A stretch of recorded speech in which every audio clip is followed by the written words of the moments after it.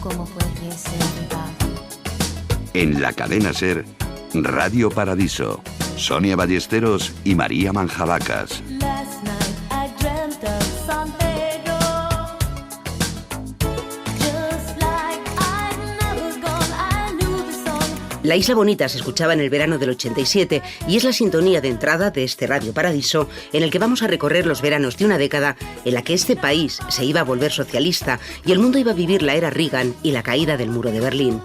En los 80 los españoles seguían escogiendo la playa para ir de vacaciones. El coche era ya el medio de transporte más utilizado para esos desplazamientos hacia la costa, aunque eran coches que no tenían ni cinturones de seguridad traseros ni sillitas para niños. El avión aún no estaba al alcance de todos. Tenían que pasar bastantes años para que llegara el low cost, pero podías fumar a bordo y te daban amablemente de comer. La isla bonita, and when the summer played, the sun would set so high, ring through my ears and sting my eyes, the Spanish lullaby. En las playas el deporte más arriesgado que se podía practicar era el hidropedal, patín o pedaló, según el lugar de la costa donde lo alquilaras. Los bañistas se peleaban por conseguir los balones de Nivea y los chiringuitos eran locales provisionales que nada sabían de diseño, glamour o cocina de fusión. Se llevaban los colores parchís y las sombreras de las que solo se libraban las camisetas de tirantes. Para saber cómo éramos o cómo recordamos aquellos veranos, lo mejor es que lo cuenten algunos que vivieron su infancia y adolescencia en esos años. Eran esos meses de verano que marcaban realmente un cambio en nuestras vidas. Los adolescentes lo vivían intensamente en la calle, con esa sensación de libertad que te daba tener las puertas y las ventanas de las casas siempre abiertas para hablar con los vecinos del barrio, bien si te quedabas en la ciudad o te marchabas al pueblo. Veranos arriesgados y llenos de sorpresas, donde te reencontrabas con los amigos y explorabas cada rincón de tu calle o de la urbanización. El caso era no entrar en todo el día en casa. Recuerdos, como nos cuenta el ilustre ignorante Javier Coronas. Los veranos, y claro, sobre todo en pueblos, era estar todo el día en la calle, o sea, levantarte, irte a la calle, volver a casa a comer deprisa, no hacer la digestión, irte ya otra vez con la bicicleta y volver por la noche. Y sobre todo podías hacer algo que en una ciudad grande no puedes hacer cuando eres muy pequeño, y era volver pues a lo mejor a las 12 de la noche o a la 1 de la mañana, porque estabas correteando por el pueblo y como es un pueblo pues todo el mundo se conoce, entonces tenías como unas permisibilidades mucho más grandes de las que tienes en la ciudad cuando estás en invierno, claro. Pero claro, todos soñábamos con ir a la playa, al monte o al pueblo, y para eso había que subirse al coche, que era toda una aventura. Interminables horas enlatados en los que había que parar sí o sí para refrigerar el coche. Todos los veranos yo ya sabía que mis vacaciones iban a ser Cuenca y Valencia. Y lo que más recuerdo de todo eran los trayectos en un 127 desde Barcelona a Cuenca o desde Barcelona a Valencia, en los cuales eran pero agotadores, o sea, eran pruebas de supervivientes, hacerte mogollón de horas en un coche de aquella época, pues porque claro, ahora ves lo que hay y dices, estamos vivos de milagro, ¿no? Hoy te he visto con tus libros caminando y tu carita de coqueta colegiala de mi amor. Lo que daban de sí esos días de vacaciones. Había incluso tiempo para hacer repaso a lo aprendido en el cole, mates, lenguas, sociales. Jorge Díaz y Javier Icaz, dos iconos de la generación de EGB, han recopilado en un libro los recuerdos de toda una época, y en la maleta no podían faltar, asegura Icaz, este cuaderno que nació en 1983. Vacaciones Santillana, vacaciones Santillana. El momento este terrible en el que después de comer todos los mayores se van a dormir y no quieren que haga ruido y tú no tienes sueño, cada vez verano y eres joven, y no te dejaban, te decían o vete a dormir, que era un suplicio, o bien tienes que hacer una o dos hojas de las vacaciones Santillana, porque si no, no vas a la piscina, o si no, no vas luego con la bicicleta no sé dónde, ¿no? Y yo me acuerdo de estar en fila para hacer esas corridas grandes en el pueblo, los primos haciendo, o sea, y nos costaba horrores porque realmente nos distraíamos con una mosca, ¿no? Que luego realmente eran 4 tonterías. Rescatando olores y sabores, los veranos de los 80 fueron maravillosos para el mundo de los helados. Seguramente el cartel de helados más representativo de la EGB de entonces sea el de 1985. ¿No? Íbamos como locos. Yo me acuerdo que mi favorito era el Super Choc. Sí, un montón. Los Calipo, el Nicolapis, que además salía con la punta esta que era de chocolate.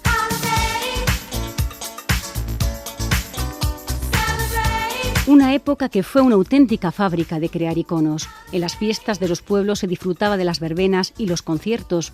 Empezaban las marcas, había 2 canales de televisión y todos parecíamos iguales. Pero algo empezó a cambiar con el look ochentero. Prendas extravagantes, hombreras, lentejuelas, son las reinas de un estilo que marca tendencia de los pies a la cabeza, como nos cuenta Lola Carretero, especializada en moda. Y eran esas las camisetas que decíamos, pero ya empiezan a verse las camisetas rotas, las camisetas desgarradas, que en chicos no se habían quitado nunca la manguita de la camiseta, desaparece. Y eso, se empiezan a mezclar leopardos con cebras, cebras con zapatillas destrozadas.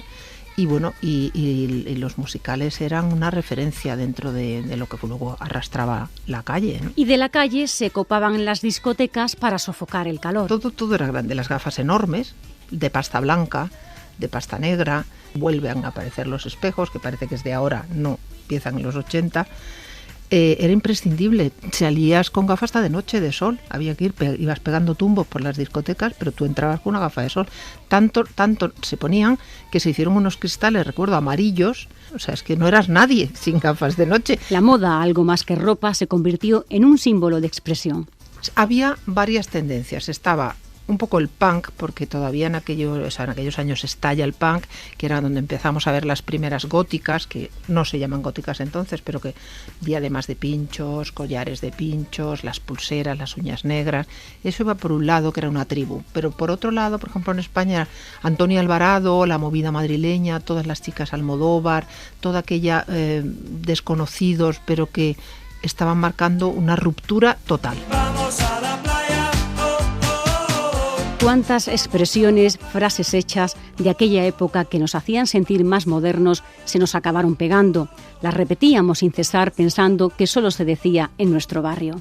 Había, curiosamente, una serie de trending topics que yo no sé quién se los inventaba y cómo llegaban a tantos sitios, ¿no? Porque eso, ¿no? El alucina pepinillos, por ejemplo, es una expresión que no tiene sentido alguno. Y lo decíamos todos, ¿no? O eso, que me hace palbod y hace viruji, ¿no? Para decir que hacía frío. La frase esta famosa de Effective Wonder, ¿no? Cuando estabas de acuerdo con alguien. O sea, eran cosas que dices, ¿cómo es posible que en Almería, que en Bilbao, que en Cuenca, se digan las mismas palabras cuando no había redes, ¿no? Y cuando en televisión, pues en principio tampoco se decían. Pero se han convertido en una especie de código secreto de los que vivieron aquellos años. Tú le dices a un chico de hoy en día, a una chica de hoy en día, vives en los mundos de Yupi y no sabe a qué nos estamos refiriendo, ¿no? O sea, se puede imaginar que estás hablando de que estás en Bavia o no, o que estás en... Y sin embargo, los que han ido a GB saben por qué Yupi, los mundos de Yupi, ¿no? Que es una especie de bicho naranja que vino del espacio, ¿no? O sea, pues esas cosas al final han ido haciendo que nuestro lenguaje, nuestros latiguillos... Nosotros, por ejemplo, en la página, ¿no? En yofgb.com o en el libro o en el Facebook... Hacemos mucho hincapié en eso, ¿no? En decir, se nota que eres de GB porque coges el teléfono y dices Tía Melón, por ejemplo, ¿no? Y son parte del equipaje emocional de toda una generación. Vamos a la playa, oh, oh, oh. Vamos a la playa, oh, oh. Vamos a la playa. Y aunque íbamos a la playa y pasábamos mucho tiempo en la calle, la televisión ya se había hecho un hueco en esos veranos de los 80. Solo teníamos la 1 y la 2, eran públicas y lógicamente batían récords de audiencia. En verano cambiaba la programación y entonces triunfaban los programas musicales. Les ofrecemos hoy en Aplauso, en portada, Trigo Limpio, página de flamenco pop con Perlita de Huelva y Amina. En banda sonora, Castillos de Hielo. En el póster, Turi. Presentan Silvia Tortosa y Elena Gutiérrez.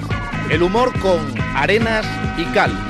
La Juventud Baila, presentada por José Luis Fradejas, y la actuación de Ava y Tito Duarte, y en contraportada, Toto Cotuño. Aplauso nació a finales de los 70 como programa de verano y gustó tanto que continuó durante años. En el 87, también para cubrir la parrilla veraniega, se estrenó. Buenas noches, bienvenidos a ¿Qué noche era de aquel año? Por fin empezamos. Aquí estamos para contarles la historia del rock y del pop y de muchas otras músicas de los últimos 25 años. ¿Y qué hacía yo en 1962? Pues bueno, yo vine de Granada, era un chaval que traía mis rock and rolls debajo del brazo, tenía 17 años, pero la industria me cambió toda la película. Yo me llamaba Miguel Ríos, me llamo Miguel Ríos, y ellos pues, me pusieron Mike Ríos y además me obligaron a cantar y a bailar el ritmo de moda. Me obligaron a cantar, y yo les pido a ustedes que canten y bailen conmigo, el twist. Los programas musicales que tanto éxito tuvieron en los 70 y 80 prácticamente han desaparecido de las televisiones. No ocurre lo mismo con las series. Hicieron furor en los 80 con solo 2 canales y siguen arrasando ahora, cuando la oferta es casi infinita. Las series nos conquistaron. Algunas de las más seguidas de esa década se emitían también en verano. Love, exciting and new. Come aboard. We're expecting you. Esta música nos embarcaba en un crucero de lujo cuando para los españoles lo de ir de crucero era un sueño. Vacaciones en el mar nos acompañó en los veranos de los 80. Hubo otras series que no solo se emitían, sino que se estrenaron en plena temporada estival. Fue el caso del Equipo A, que llegó a la pequeña pantalla en julio del 85. Solo un mes después, el 1 de agosto, a las 3:30 de la tarde, se estrenó El coche fantástico es una trepidante aventura de un hombre que no existe, en un mundo lleno de peligros.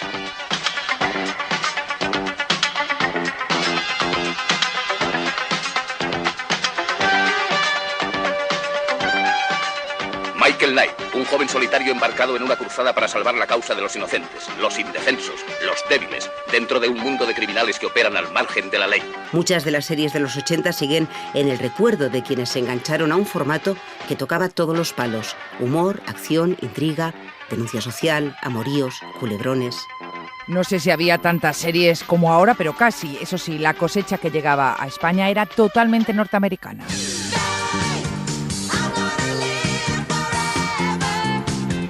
Nos querían hacer pagar la fama con sudor, nos invitaban a beber alcohol a diario. ¡Hola a todos!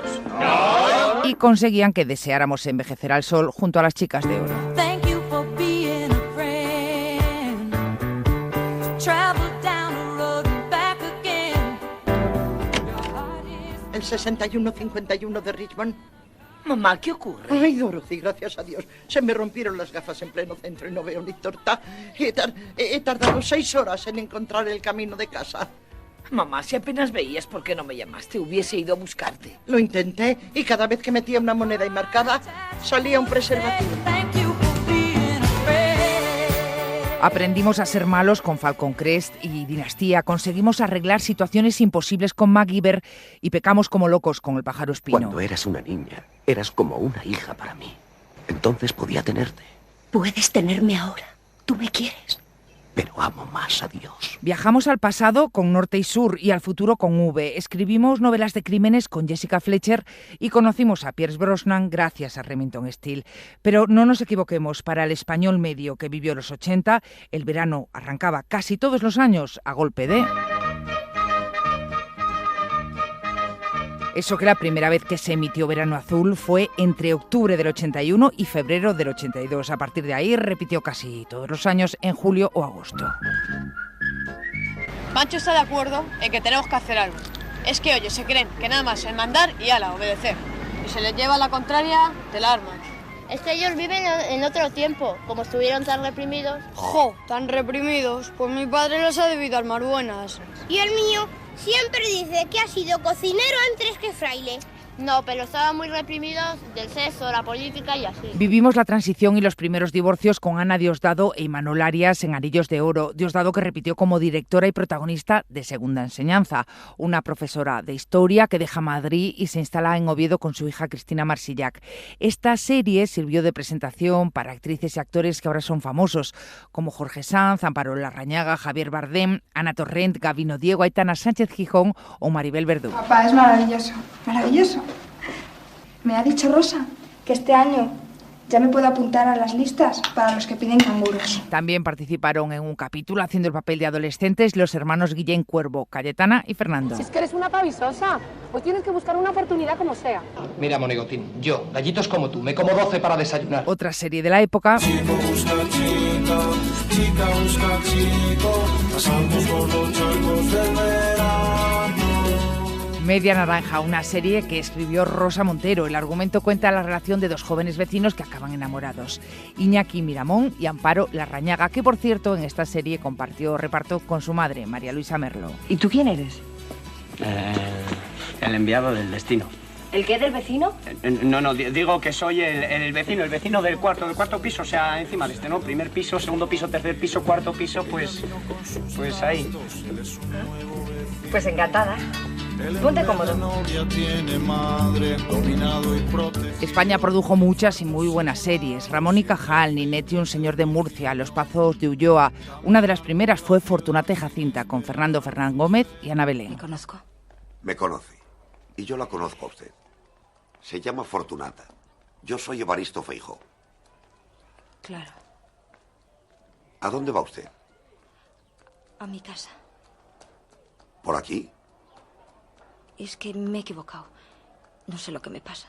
La acompañaré. Y terminamos con un repaso rápido por los dibujos animados de los 80. Los Snorkels, el inspector Gadget, Los Mosqueperros, Naranjito, Willy Fogg o David el Gnomo. Una serie totalmente española. Soy 7 veces más fuerte que tú, muy veloz. Había muchas más: El Osito Misha, Candy Candy, Alfred, Ana de las Tejas Verdes, Banner y Flappy, Dragones y Mazmorras, Los Fraggle y todos los Eras una vez. Nos quedamos con la banda sonora de Eras una vez el espacio, que, por si no lo recuerdan, la cantaba Parchís. Eras una vez el espacio, eras una vez otros mundos que soñaban, sí, todos juntos, sí, los planetas poder agrupar. A pesar de lo que estamos escuchando, los 80 fueron años marcados por el cambio, no solo político. Saltaron por los aires esquemas preconcebidos y eso se dejó notar en la moda, las costumbres, los valores, la música. Al inicio de esa década, pero en invierno, nació una movida que iba a durar más de un verano y que recorrió sobre todo las calles de Madrid y de Vigo. Fue, dicen sus protagonistas, una manifestación de libertad y de ruptura. En verano la movida se sentía más que nunca, se visibilizaba en los conciertos, que llegaban hasta los pueblos más pequeños, y en los bares, en las calles, en las terrazas. La transición trajo una nueva política y una nueva música asociada a los primeros años en democracia. Se pasó del blanco y negro al color, y el resultado fue un movimiento social y cultural que nació en la década de los 80.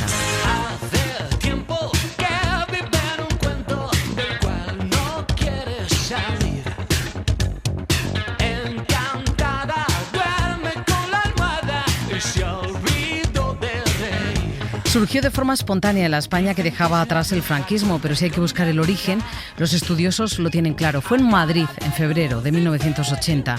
Concierto homenaje a Canito, el batería del grupo que luego derivó Los Secretos, que murió en un accidente de tráfico. Era muy joven y sus compañeros de la música querían hacer algo grande para recordarlo.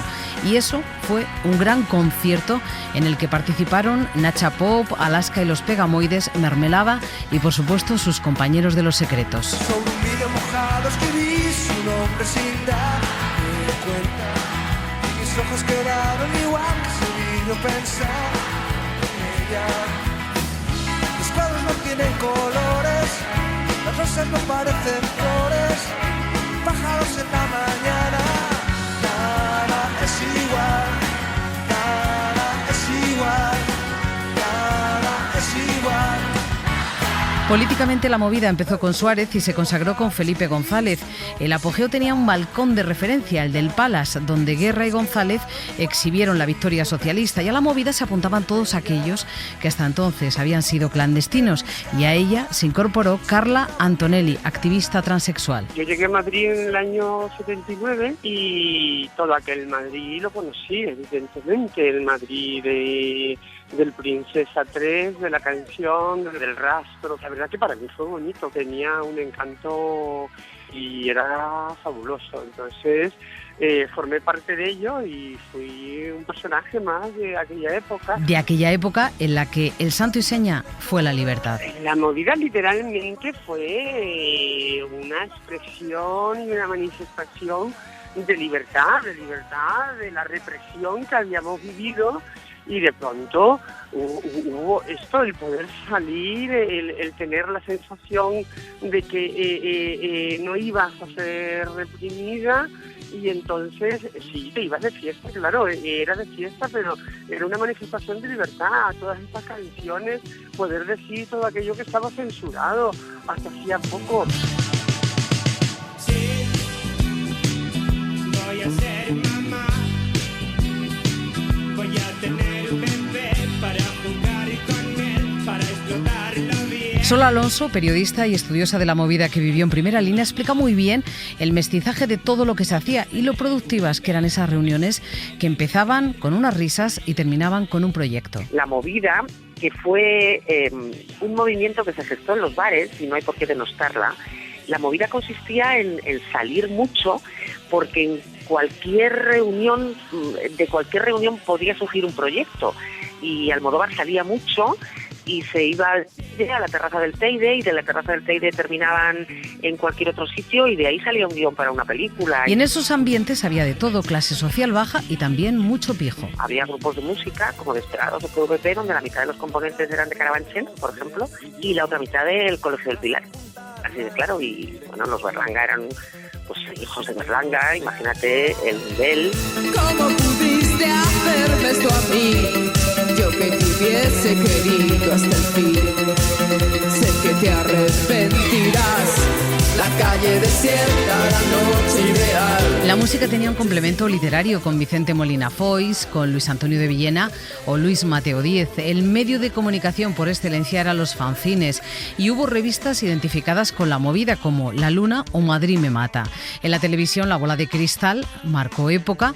Y en la moda estaba Ágata Ruiz de la Prada y Manuel Piña. Los templos o garitos de moda fueron el Rocola, la Vía Láctea, el Sol o la Sala Galileo Galilei. Arde la calle al sol de poniente, hay tribus ocultas cerca del río, esperando que caiga la noche. Hace falta valor, ven a la escuela de calor. Y el fenómeno tuvo una extensión, tuvo unos tentáculos muy importantes en Galicia. La movida viguesa fue el equivalente a la de Madrid, con grupos como Los Golpes Bajos. Malos tiempos para la lírica.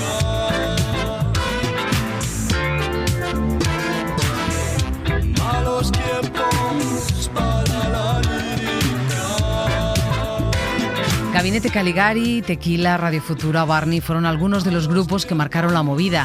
Años después se pidió por votación que la gente identificara la canción más emblemática, el himno de estos años de movida, y por mayoría salió La chica de ayer, de Nacha Pop, que bien podría decirse es y será la chica de siempre a la que tantas generaciones amaron. Un día cualquiera, no sabes qué hora es.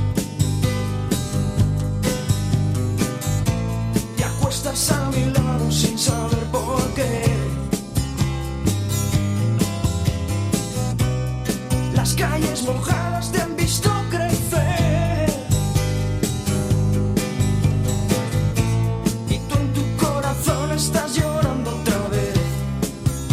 Radio Paradiso, Cadena Ser. Me asomo a la ventana, eres la chica de ayer. Jugando con las flores en mi jardín. Demasiado tarde para comprender. Chica, vete a tu casa, no podemos jugar.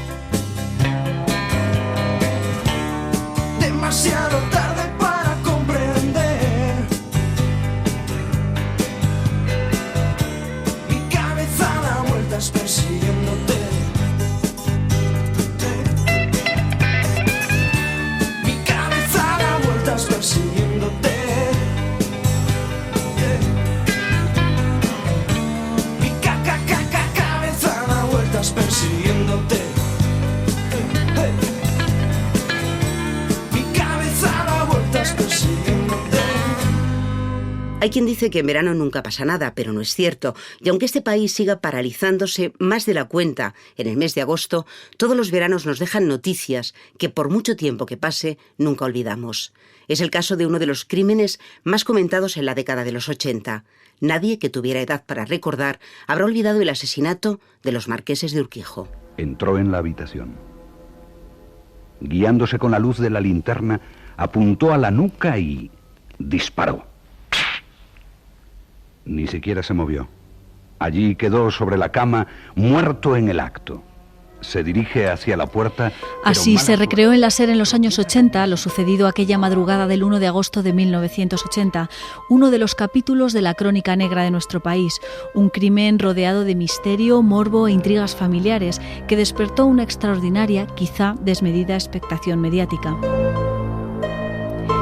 Meses después de la muerte de los marqueses, en abril de 1981, fue detenido como principal sospechoso el yerno de los marqueses, Rafi Escobedo, casado y separado de la hija del matrimonio, Miriam de la Sierra, y que al parecer odiaba a sus suegros. Fui a casa de mis suegros, me encontré toda la bronca que había allí organizada. Él mismo se declaró culpable del crimen al inicio de la causa, aunque luego acusó al administrador de los marqueses, Diego Martínez Herrera, que al día siguiente del asesinato había aparecido con un corte en la mano.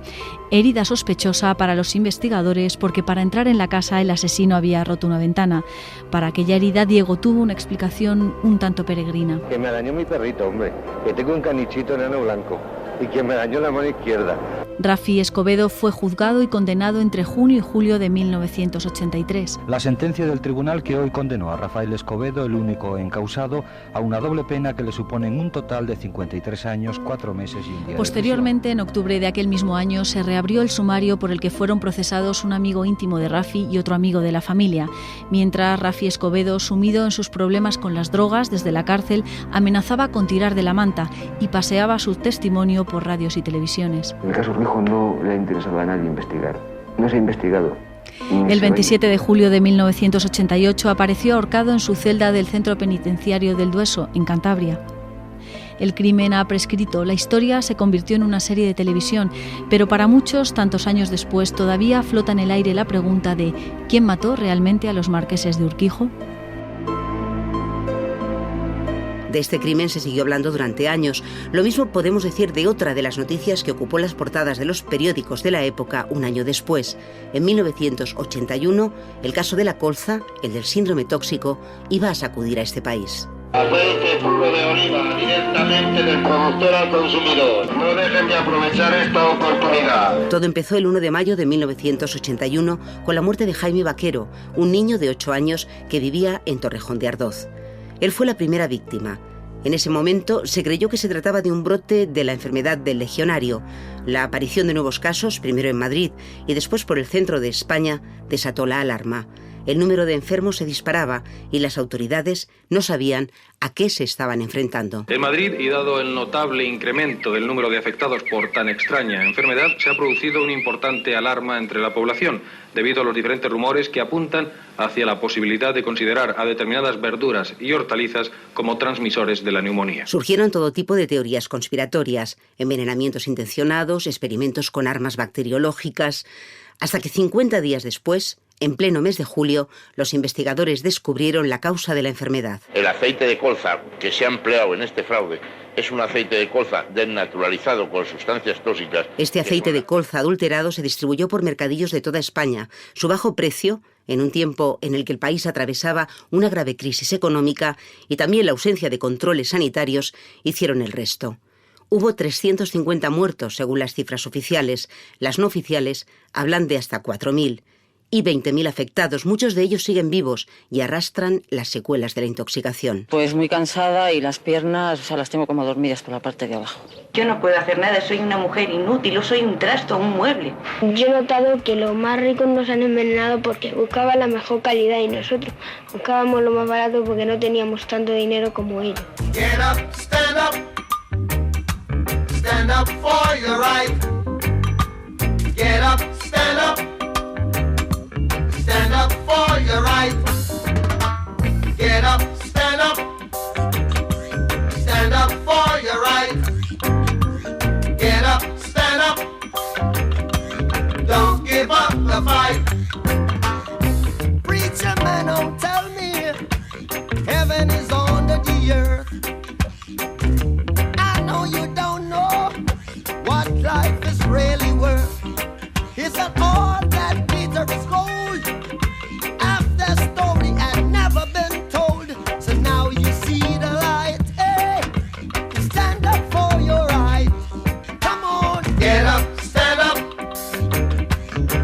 stand up for your right. Get up, stand up. Don't give up the fight. Esos veranos también nos trajeron algunos triunfos deportivos. La primera medalla olímpica en atletismo la consiguió España en Moscú 80, cuando Jordi Llopart ganó la plata en 50 kilómetros marcha. En julio del 88, Perico Delgado se vistió el maillot amarillo en el Tour de Francia.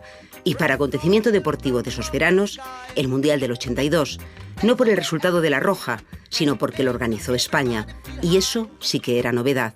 Antes de empezar ya se montó la polémica por culpa de la mascota, que no desató pasiones y se llamó Naranjito. El niño y el balón sí me gusta. La naranja representará más que a Valencia, creo yo.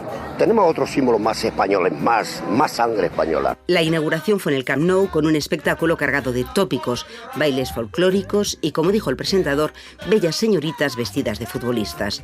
También con palabras oficiales, las del rey. Quiero hacer llegar a todos, en nombre de España, la más calurosa y cordial bienvenida. Declaro abierto el 12º Campeonato del Mundo de Fútbol 1982. Italia ganó ese mundial que deportivamente fue un fracaso para España y del que nos ha quedado el pirulí de televisión en Madrid y poco más. En junio del 87, un viernes por la tarde, se produjo la peor matanza de ETA. La banda terrorista colocó un coche bomba en el Hipercor de la avenida Meridiana de Barcelona.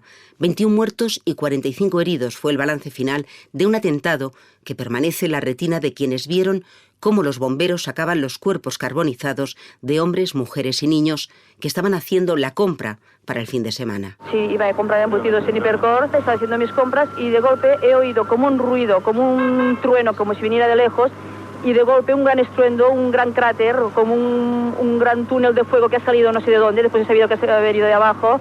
Nos ha levantado todos, la onda expansiva nos ha tirado contra los mostradores, han empezado a salir cristales, estanterías, productos, la gente gritando, la gente cayendo por los suelos. No la explosión se produce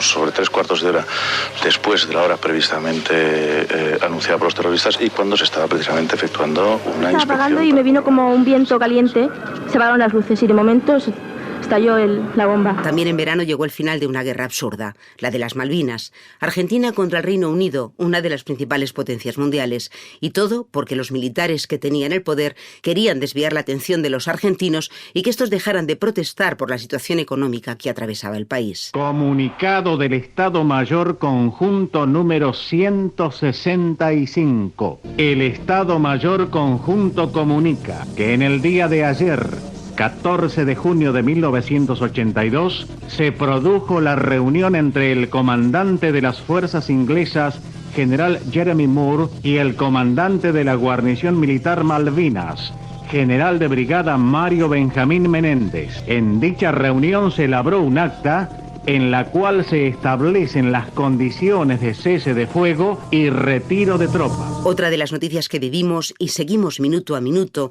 en uno de los primeros veranos de la década fue la de una boda. Se casó por fin el príncipe de Gales, Carlos de Inglaterra. Lo hizo con Diana Spencer, que acabó siendo Lady Di, y robándole todo el protagonismo y hasta el amor de su pueblo al aún hoy heredero. La llamaron sin exageración la boda del siglo. Era como el sueño de un día de verano en el que una joven y su príncipe llegaban a la Catedral San Pablo de Londres.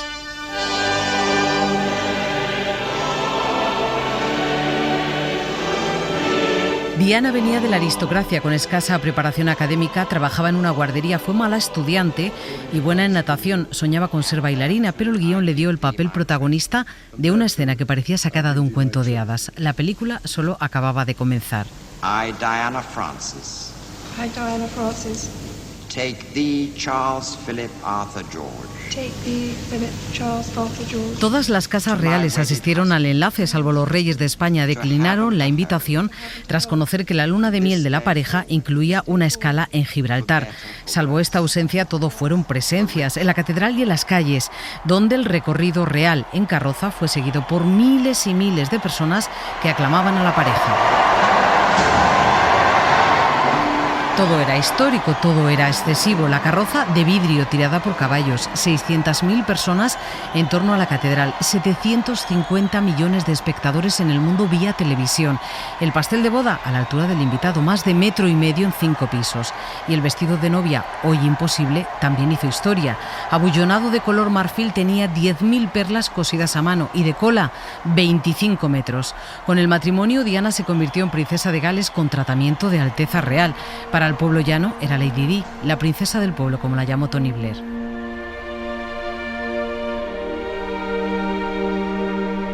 Ni una década duró el cuento. A finales de los 80 ya era un clamor que la pareja no iba bien. Y a principios de los 90 el distanciamiento era evidente. La prensa sensacionalista retrataba a una solitaria y rebelde Lady Di en contraste con un aburrido y flemático príncipe de Gales. Ella era la mediática y el momento que marcó un antes y un después fue esta entrevista que concedió a la BBC en 1995. En ella admitió públicamente la bulimia, el escaso apoyo que tenía de la familia real, sus propias infidelidades y las ajenas. Entre suspiros y alguna lágrima reconoció que aquello salió mal porque en su matrimonio siempre fueron 3. Le proporcionó a todo el mundo una maravillosa nueva etiqueta, que Diana era inestable, que estaba mentalmente desequilibrada. Desgraciadamente eso se ha mantenido durante muchos años. Éramos 3 en ese matrimonio, había demasiada gente. Aquello se materializó en la separación, que también se anunció en el verano de 1996, cuando el primer ministro lo comunicaba al Parlamento. El Palacio de Buckingham anuncia con pesar que el príncipe y la princesa de Gales han decidido separarse. Sus Altezas Reales no tienen planes de divorcio y sus puestos constitucionales quedan inalterados. Esta decisión se acordó de una forma amistosa y ambos continuarán participando con completa dedicación a la educación de sus hijos. Sus Altezas Reales continuarán realizando un programa lleno de compromisos sociales, aunque de una forma separada, si bien en determinados momentos comparezcan juntos en acontecimientos familiares y celebraciones nacionales. A partir de entonces, Diana se centró en su labor solidaria y humanitaria y Carlos se dedicó a divulgar los peligros del cambio climático. Mientras uno cultivaba tomates ecológicos, la otra viajaba a Bosnia clamando contra las minas antipersona. Compartió causa con la Madre Teresa de Calcuta, el Dalai Lama o Nelson Mandela. Todo lo que hacía se imitaba y llegó a ser un icono de la cultura popular a nivel mundial que se tornó en mito cuando una mañana, también de verano, falleció en un accidente de tráfico en París. Junto a su novio Dodi Al-Fayed y el conductor, tenía solo 36 años. La noticia que dio entonces el primer ministro británico Tony Blair dio la vuelta al mundo. Nosotros somos hoy una nación en estado de shock, en duelo y desgarrada por una muerte profundamente dolorosa.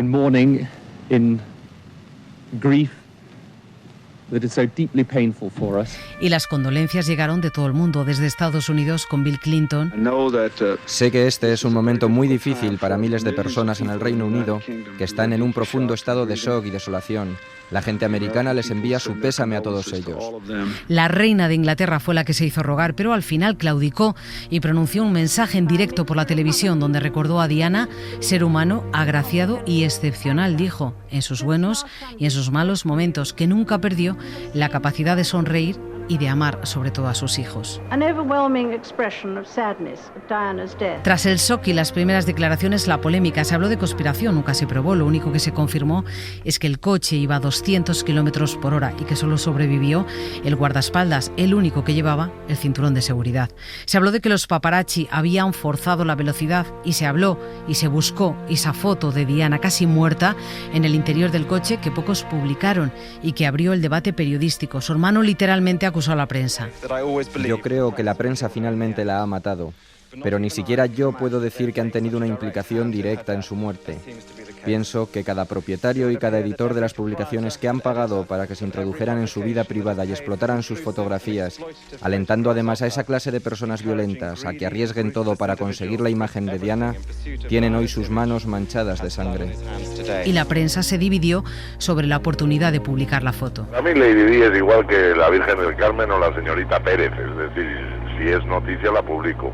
Lo que no voy a hacer es sangre ni sanguinolencias, pero si es noticia, sí. En ABC tenemos claro que esas fotos no podrían ser publicadas. Aunque inicialmente la familia real se negó a conceder a Diana un funeral de Estado, el afecto y el cariño del pueblo hacia su princesa obligó a Buckingham a cambiar de parecer y se movió el estricto protocolo del Reino Unido y se acuñó un término nuevo para rendir honores fúnebres a Diana, un entierro único para una persona única. Así lo definió el portavoz de la familia real.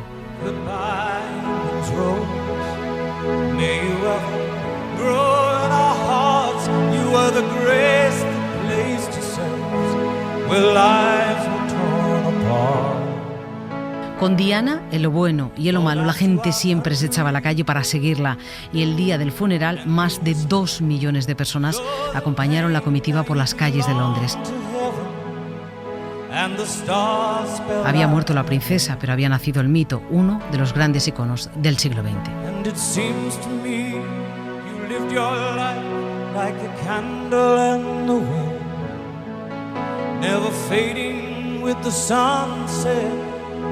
The rain set in, and your footsteps will always fall here along England's greenest hills. Your candles burned out long before your legend ever will. Radio Paradiso, Cadena SER. Ya hemos dicho que los 80 fueron tiempos de cambios, de movimientos sociales, que trajeron a este país otra forma de ver las cosas y de vivir la vida. Algunos de esos grandes cambios se conocieron, cerraron o firmaron un día de verano, aunque habían estado gestándose durante décadas. Son hechos, decisiones que han marcado el futuro de este país y que nos han hecho como somos. Así, en junio del 85, y después de años de negociaciones, España firmó el Tratado de Adhesión a la Unión Europea. Había dudas, inquietud y muchas ganas. Aquella mañana del 12 de junio de 1985, la radio transmitía así el momento. Vamos al Palacio Real. Atención, José Titulares, habla el rey de España. Y justicia. El pueblo español os recibe. Los periódicos del día advertían: habrá mayores exigencias en la calidad del consumo, la vida será más cara, llegará el IVA, el sistema fiscal será más estricto. Pero se respiraba cierto orgullo patrio, ya éramos europeos de pleno derecho. Mientras el rey y el presidente González pronunciaban sus discursos en el Palacio Real de Madrid, ETA ponía su sello de sangre en la ceremonia. Los cadáveres del coronel Romero y del conductor. 3 militares y un policía asesinados en unas horas, noticias que eran entonces habituales en los informativos. España era ya un país democrático. Reagan negociaba en Madrid nuestra entrada en la OTAN. Por televisión vimos la tragedia del Nevado del Ruiz, con la pequeña Omaira. Para que yo pueda caminar y esta gente me ayude. Y el desastre del estadio de Heysel. En 1985 Felipe González hacía su primer cambio de gobierno. El ministro de Economía me pidió su sustitución. Y se iba Miguel Boyer. Había aparecido el SIDA, pero estábamos aún tan desinformados. El grupo sanguíneo cero positivo, una variedad no muy frecuente, está siendo considerado como un factor de riesgo en relación con el SIDA. El libro que más se vendió aquel año fue El nombre de la rosa, de Umberto Eco. La película que más se vio, Amadeus, pero también Rambo. En la tele veíamos La bola de cristal y cómo se casaban los primeros solterones de Plan. Y ahora dejen que les traduzca en euros lo que costaban las cosas. Un café, 25 céntimos, un corte de pelo, 1,5 €, el salario mínimo, 153 euros. Y un Ford Escort, el coche del año, 3.000. Fraga en el Congreso hablaba del precio de los garbanzos, pero qué narices, éramos ya europeos y la caspa de la dictadura apenas se notaba ya en nuestras flamantes chaquetas de hombreras. Así éramos cuando entramos en la Unión Europea, pero no solo las decisiones políticas han traído grandes cambios. En los 80, una enfermedad, el SIDA, iba a poner freno a la liberación sexual que se había vivido en la década anterior. Fue en junio del 81 cuando una revista científica comunicó el primer caso en Estados Unidos en un paciente homosexual. En pocos meses se describieron casos similares en otros países occidentales, principalmente europeos, y entonces cundió la alarma. Una nueva enfermedad hace acto de presencia en nuestro país sin que por el momento se conozca con certeza ni su origen, ni la forma de transmisión, ni por supuesto y consiguientemente se tenga un tratamiento adecuado para ella. Para muchos el SIDA era la peste del siglo XX que castigaba a la comunidad gay, pero no tardaron en aparecer casos entre no homosexuales, sobre todo en adictos a las drogas y hemofílicos. Un actor de Hollywood, Rod Hudson, le puso cara al SIDA. Fue un verano, en julio del 85, cuando el actor reconoció públicamente su enfermedad. Dijo que estaba harto de sostener una vida que no era la suya y se convirtió en un símbolo de la lucha contra la gran pandemia de finales del siglo XX. Burt Lancaster, en una gala para recaudar fondos contra el SIDA, leyó el último mensaje del actor antes de su muerte. Me han dicho que hacer público mi diagnóstico de síndrome de inmunodeficiencia adquirida ha ayudado a que este acto sea un éxito. Supondrá más de $1 millón para ayudar en la batalla contra el SIDA. También me han dicho que la cobertura informativa de mi propia situación ha aumentado el interés internacional sobre la gravedad de esta enfermedad en todas las áreas y que se propicia una mayor investigación y que se destina ahora más dinero. El problema de esta enfermedad se entiende ahora mejor que antes. No me gusta estar enfermo. No me gusta tener el SIDA. Pero si esto va a ayudar a otros, puedo al menos saber que mi desgracia ha sido útil. En la década de los 80 llegaron también los viajes del inserso, un verano tardío, porque se disfrutaba fuera de temporada, para los más mayores.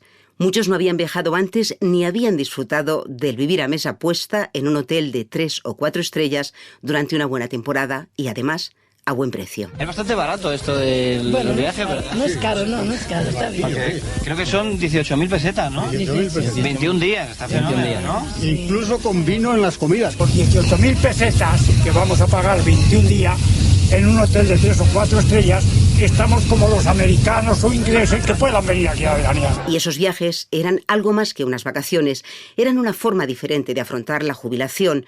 Y para hablar de la vejez empezamos a hablar de la tercera edad. Los mayores comenzaron a vestir de colores y hasta hacer footing y a ponerse chándal.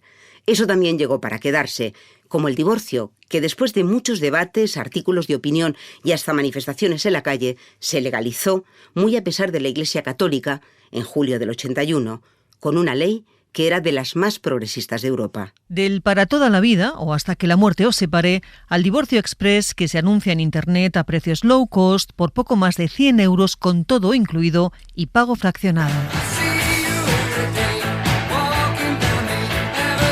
22 de junio de 1981, Status Quo sonaba como número 1 de los 40 principales y España e Irlanda eran los únicos países europeos en los que no se permitía el divorcio. En el Congreso de los Diputados, recién estrenado el verano, el ministro Francisco Fernández Ordóñez defendía así la aprobación de la ley del divorcio. Miles de personas no van a reconstruir su matrimonio porque lo diga la ley, pero sí pueden regularizar un segundo matrimonio si una ley de divorcio lo permite. No podemos impedir que los matrimonios se rompan, pero sí podemos disminuir el sufrimiento de los matrimonios rotos. Con 102 votos a favor, 22 en contra y 117 abstenciones, en España se legalizaba el divorcio.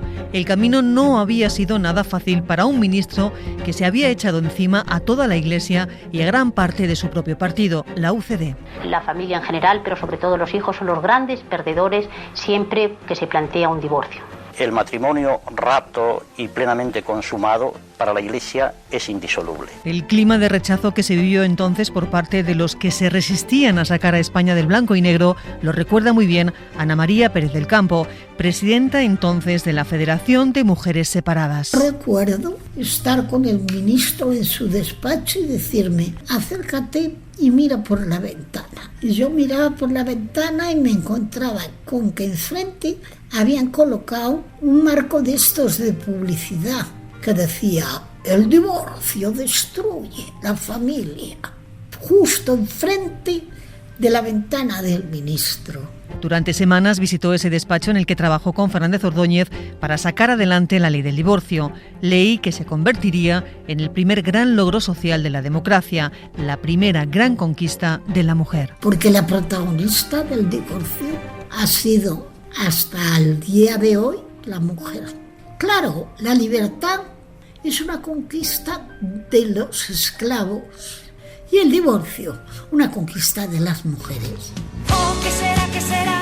Que viven las ideas de los amantes, que cantan los poetas más delirantes. Ana Belén seguía cantando al amor cuando finalmente, en el mes de junio, se aprobaba esta ley. En septiembre de ese mismo año, un juzgado de Santander dictaba la primera sentencia de divorcio. Julia Ibars se convertía así en protagonista involuntaria de la historia de nuestro país. Al final siempre es un trauma, aunque tú te quieras divorciar, luego te tienes que volver a reprogramar de alguna manera, ¿no? El divorcio no tardaría en llegar a la gran pantalla. Ah, se dedica a la política. Soy director general de protección a la familia. Pues predica con el ejemplo. ¿Es de UCD? Sí, pero del sector crítico. De derechitación nada, ¿eh? Yo soy de Alianza Popular. ¿Acabas ya, cariño? Joder. Y encima de Fraga. El primer divorcio, protagonizado por Manuel Sumers y Antonio Ozores, se estrenaba en 1982, seguida por una larga serie de películas de consumo rápido y dudoso gusto. Pero sin duda es esta música la que acompañaba en la serie Anillos de Oro a la pareja de abogados matrimonialistas que protagonizaban Ana Diosdado e Imanol Arias, la que hoy nos sigue llevando a aquellos años 80, imposibles de imaginar 35 años después, en un país en el que al año se divorcian, se quitan los anillos 100.000 parejas. Así llegamos al final de este Radio Paradiso, el de los veranos de los 80, en el que han participado Mati Suárez, Teresa Rubio, Ana Martínez Concejo, Ángeles Afuera, Marcos Granado y Alfonso Sanz. La próxima semana nos vamos a los 90. En la cadena SER, Radio Paradiso, Sonia Ballesteros y María Manjabacas. I want to break free.